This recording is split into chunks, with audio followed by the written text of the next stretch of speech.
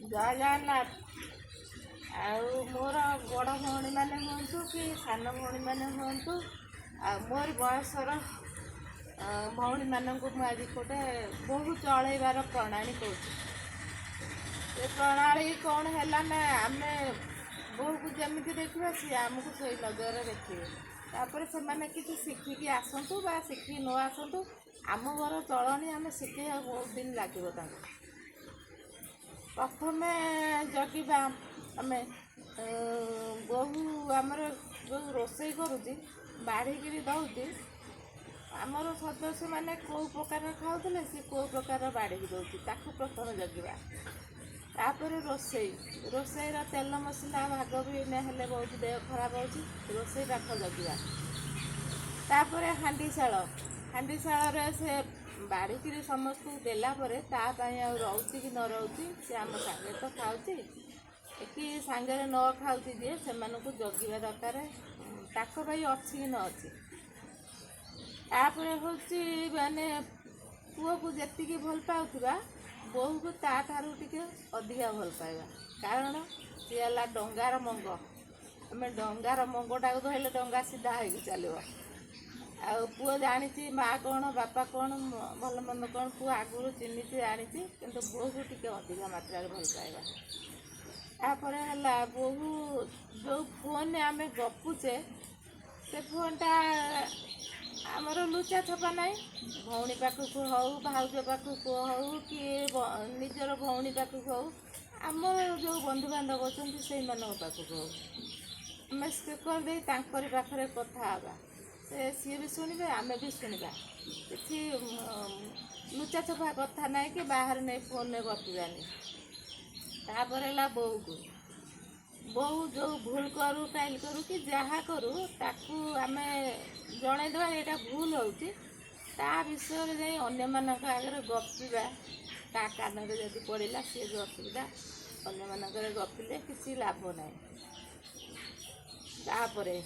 ତାପରେ ହେଲା ଆମେ ଆମର ହାଣ୍ଡିଶାଳ ଜଗିବା ଟିକେ। ରାତିରେ ଶୋଇବା ପୂର୍ବରୁ ଆମେ ହାଣ୍ଡିରେ ଯେଉଁ ପାଣି ପୁରାଉ, ହାଣ୍ଡି ଭାତ ପକାଳୁ, ପ୍ରାୟ ସେମାନଙ୍କର ମାଆ ମାନେ କରିଦେଉଥିବେ, ଭାଉଜମାନେ କରିଦେଉଥିବେ, ସେମାନଙ୍କୁ ସେ ଦାୟିତ୍ୱ ସେ ମନେ ରୁହେନି, କିନ୍ତୁ ଆମେ ଚେକ୍ କରିବାକୁ ପଡ଼ିବ ବାରମ୍ବାର। ହାଣ୍ଡିରେ ପଖଳା ନହେଲେ କି ପାଣି ନ ପଶିଲେ ପିତୃପୁରୁଷ ଆସିବାକୁ କ'ଣ ହୁଅନ୍ତି ଆମେ ଜାଣିପାରିବା କି ଆମ ପୂର୍ବ ପିଢ଼ିମାନେ ସେମାନେ ସେଇଟା ଆଗ ଦେଇପିଣ୍ଡି ଆଉ ଆମର ବୃନ୍ଦାବତୀକି ଜଗୁଥିଲେ। ଦେଇପିଣ୍ଡି ଆମର ମୁଖ୍ୟ, କିନ୍ତୁ ଦେଇପିଣ୍ଡିଟା ଆଉ ଜଗିବା, କେମିତି ପରିଷ୍କାର ରଖିବେ, କେମିତି ଫୁଲ ପାଣି ଟିକେ ଥୋଇବେ, ହାଣ୍ଡିଟା ପଖାଳିଲେ କି ନ ପଖାଳିଲେ ଆମେ ସେଇଟାକୁ ବି ଜଗିବା।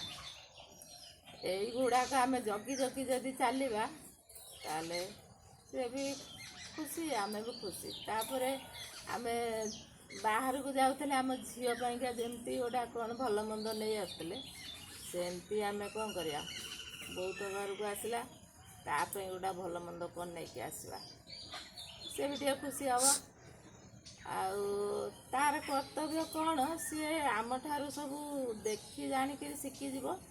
ଆପେ ଆପେ ସିଏ ଯଦି ଚାଟଘର ଝିଅ ଚାଟେ ନା ଭାଟଘର ଝିଅ ବାଟେ, ସେମିତି ଚାଟଘର ଝିଅ ହେଇଥିଲେ ଆମଠାରୁ ଶିଖି ସିଏ ସେଇ ଧାରାରେ ପଡ଼ିଯିବେ, କରି ଚାଲିବେ। ଆଉ ଯିଏ ନ କରିପାରିବେ କି ସେ ଧାରାକୁ ଲକ୍ଷ୍ୟ ନ ଦେବେ, ସେ ସେମିତି ଭାବେ ଆମର କିଛି ଆଉ କହିବାର ନାହିଁ, କି ଆମେ ଆଉ ସବୁବେଳେ ତାଙ୍କ ଗାଁରେ ବଟ ହେବାର ବି ନାହିଁ। ଆମେ ବି ଖୁସି, ସେ ବି ଖୁସି। ଯେଉଁ ବାଟେ ଯାଉଛନ୍ତି ସେଇ ବାଟରେ, ଏଇ ବାଟରେ ନେଲେ ଯଦି ସେ ଚାଲିଲେ ଭଲରେ, ନ ଚାଲିଲେ ଭଲରେ ବି ଭଲ, ଆଉ କ'ଣ କରାଯିବ। ଆଉ ଏଇ ଭଉଣୀମାନଙ୍କୁ ଭଲ ଲାଗିଲା କି ନ ଭଲ ଲାଗିଲା, କିନ୍ତୁ ଆମର ପିଢ଼ି ଲୋକମାନେ ଏଗୁଡ଼ାକ ଟିକେ ପସନ୍ଦ କରିବେ, ପିଲାଳିଆକୁ ପସନ୍ଦ କରିବେନି। ଏଇ ତ ଜୀବନ, ଆଜି ତ ବଡ଼ି ପରା ହେବ, ମୋ ଜୀବନ ଛାଡ଼ିବ ଆଉ।